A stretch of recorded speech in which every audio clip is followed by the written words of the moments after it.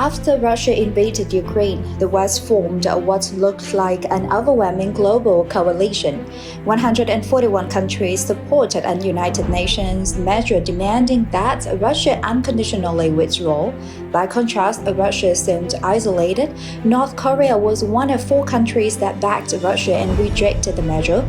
But the West never won over as much of the war as it initially seemed. Another 47 countries abstained and missed the vote, including India and China. Many of those neutral nations have since provided crucial economic or diplomatic support for Russia, and even some of the nations that initially agreed to denounce Russia see the war as somebody else's problem and have since started moving toward a more neutral position. A year on, it is becoming clearer why the West core coalition remains remarkably solid. It never convinced the rest of the world to isolate Russia.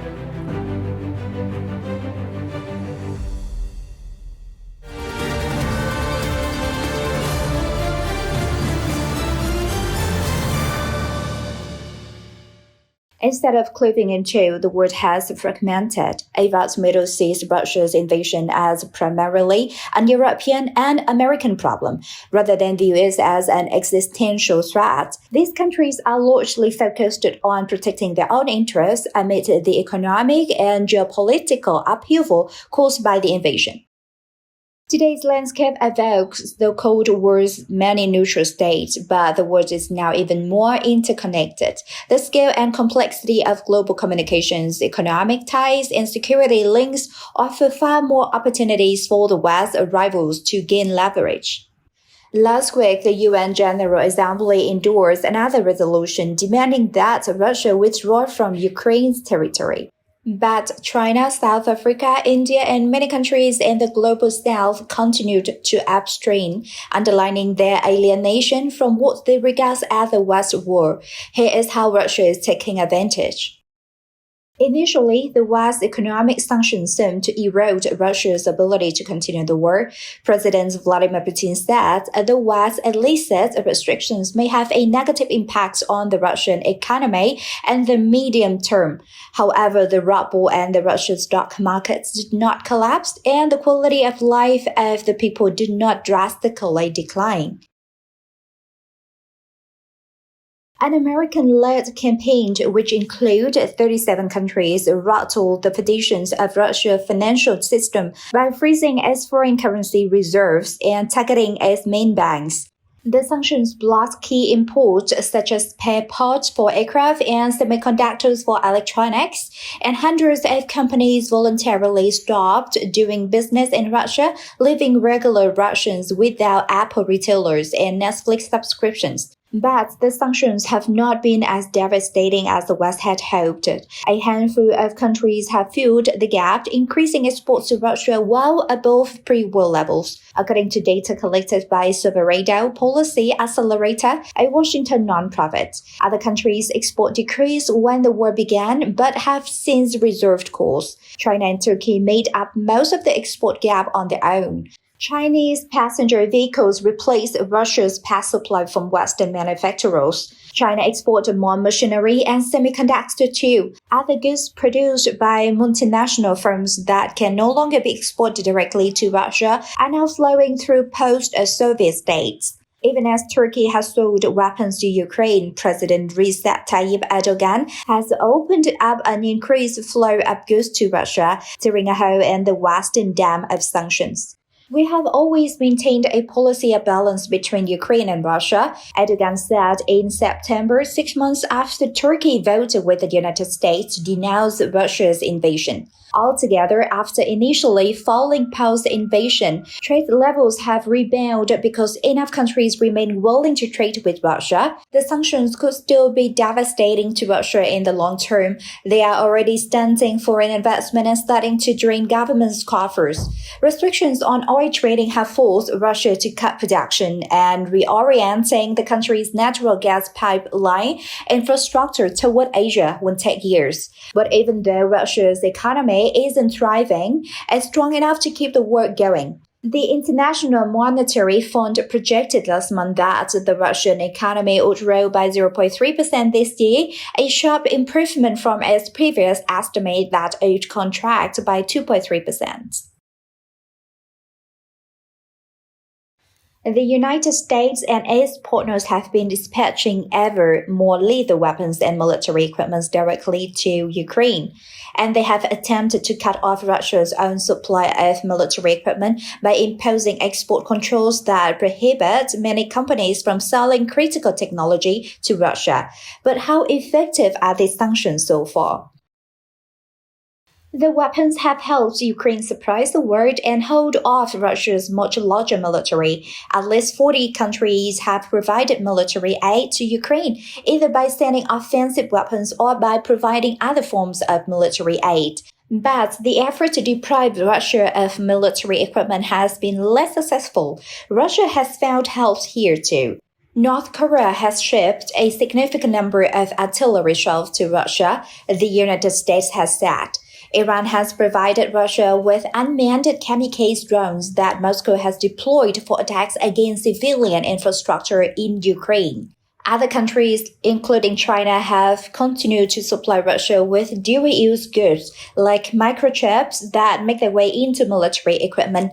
To be sure, analysts say Russia does appear to be facing a shortage of precision weaponry like cruise missiles that require high-tech equipment, and Russian soldiers report a lack of night vision equipment and surveillance drones on the front line.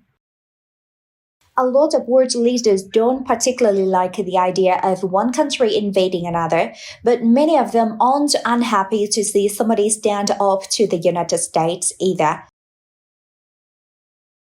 Throughout Africa, Latin America, Asia, and the Middle East, many governments with strong official ties to the United States and Europe don't see the war as a global threat. Instead, they have positioned themselves as a neutral bystanders, arbiters, preserving as much flexibility as they can. Reaction to the invasion was mixed in Asia, where more than one-third of countries declined to condemn Russia in the initial UN vote. While most American allies have fallen in line, Russia has been able to take advantage of trade relationships and friendly public opinion dating to the Cold War. At the beginning of the invasion, the United States asked India to buy less oil from Russia. Since then, it has softened its stance as India has continually defied alignment with either side. As tensions increase along India's border with China, experts have said India doesn't feel it can risk its relationship with Russia, a key source for weapons. As a major buyer of Russian crude oil, India has helped Moscow avoid major revenue loss following Europe's struggle to reduce dependence on Russian fossil fuels. Maintaining friendly relations with both Ukraine and Russia, New Delhi has not condemned Moscow and is seen as a potential peace broker. While holding the presidency of the G20, India expressed the need to find a solution to the East European conflict, arguing that the war distracts the world from urgent issues that the poor have to face. Gulf countries voted alongside the West to condemn Russia, but they have since largely sought to be seen as neutral arbiters. President Mohammed bin Zayed of the United Arab Emirates traveled to Russia to meet with President Vladimir Putin and said he sought to find a diplomatic solution. He also offered up an Abu Dhabi airfield for the Britney Greener prisoner exchange. Dubai, in particular, has become a hub for Russians, a haven for oligarch and pro-Kremlin elites where Western sanctions cannot reach. And Saudi Arabia has said it must pursue its own interests, even if that causes frictions in its long-standing relationship with the United States. Iran has maintained close ties with Russia, even moving closer together after the Eastern European conflict broke out. The two countries have integrated bank systems and are attempting to navigate through the storm of Western sanctions, which make it difficult for both Moscow and Tehran to access foreign capital. U.S. officials also warned that Iran and Russia are tightening military relations, aiming to establish a comprehensive defense partnership. Syria is the country where Russia maintains a strong military presence, helping to consolidate the government of President Bashar al-Assad. However, Moscow is believed to have moved some of its units in Syria to the Ukraine battlefield, according to the New York Times. Regardless, Mr. al-Assad invited Moscow in 2023 and expressed support for Russia's special military campaign. Nearly half of the African nations abstained or did not participate in voting to condemn Russia. This shows a hesitance to accept the U.S. argument about right or wrong. According to the New York Times, Russia has intensified its media campaign and increased its influence on the African continent, with many countries using the services of Russian private military companies and buying Russian weapons. In South Africa, ties to Russia go back to Soviet support to end apartheid. Its leaders have seen an opportunity to align more closely with Russia while filling in trade gaps left by Europe and the United States. But like many other African countries, South Africa appears careful to balance its growing ties with Russia against maintaining a relationship with the West. Latin America, with its long-standing relationships with the United States, voted largely alongside its northern neighbor to condemn Russia, but cracks have begun to show more prominently in recent months.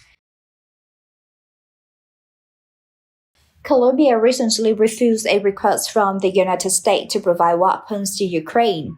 And when visited by Chancellor Olaf Scholz of Germany last month, President Luis Inácio Lula da Silva of Brazil declined to speak in support of Ukraine, saying, "I think the reason for the war between Russia and Ukraine needs to be clearer." President Lula da Silva has recently made several statements that differ from Western perspective on the Ukraine crisis. On April the 25th, he strongly opposed Russia's attack on Ukraine, but also criticized that in the current world, no one really wants to talk about peace and how to end what he calls the mad war in Eastern Europe. Several dozen countries made up the call create back in Ukraine by providing military assistance or sanctioning Russia. Western unity during the war has proved remarkable, with countries long seen as relatively friendly toward Russia, like Germany, France, and Italy, remaining staunchly behind Ukraine.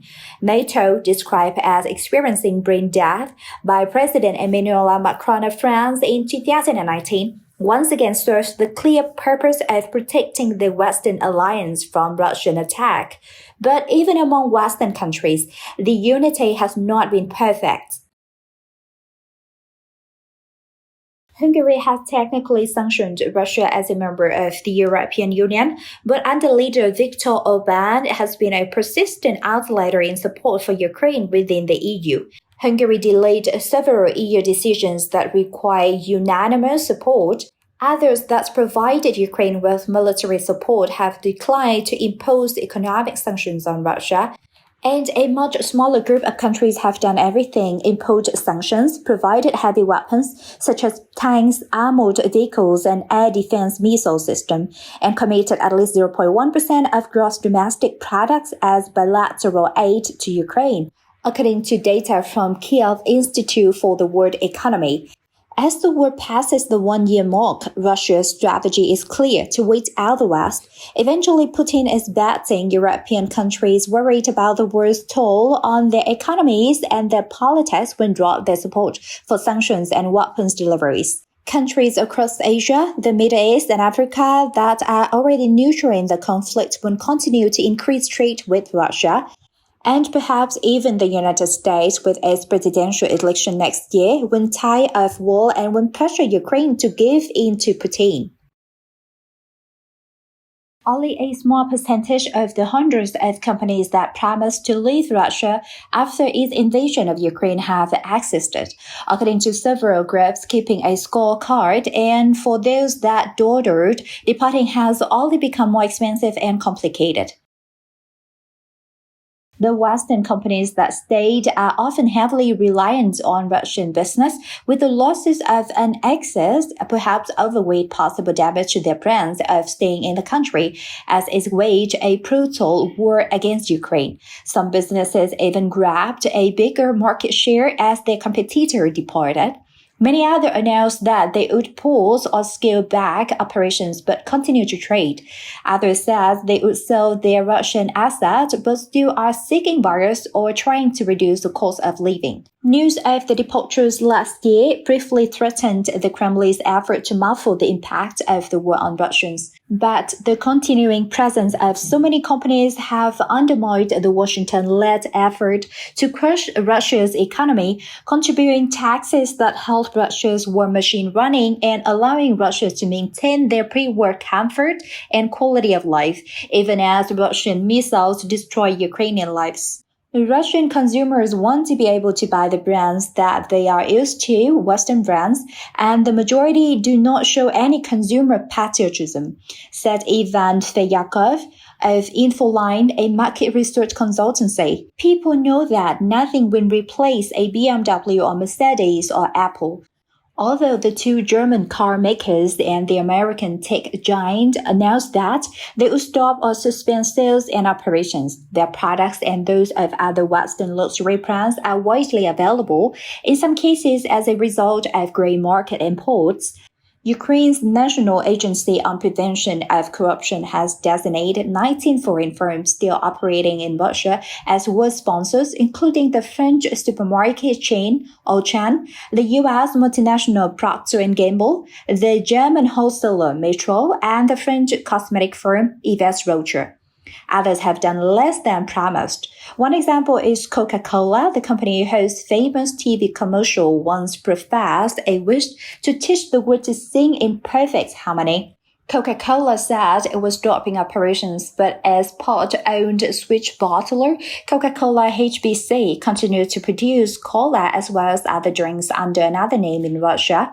The Coke rival PepsiCo announced that it would produce all the essential items in Russia, but these include potato chips. And Unilever, employing the same justification, sells Magnum ice cream products in Russia. IKEA, the Swedish furniture giant, is leaving, but mega shopping malls owned by the same company are still operating. In damage control mode, President Vladimir Putin did all he could to block the access, forcing foreign companies to get state permission to sell assets, seizing assets, and barring foreign banks and enemy firms from selling stocks without a presidential waiver. The finance ministry in December announced measures against investors from unfriendly countries who sold assets, including a 50% discount on the sale price and a 10% tax.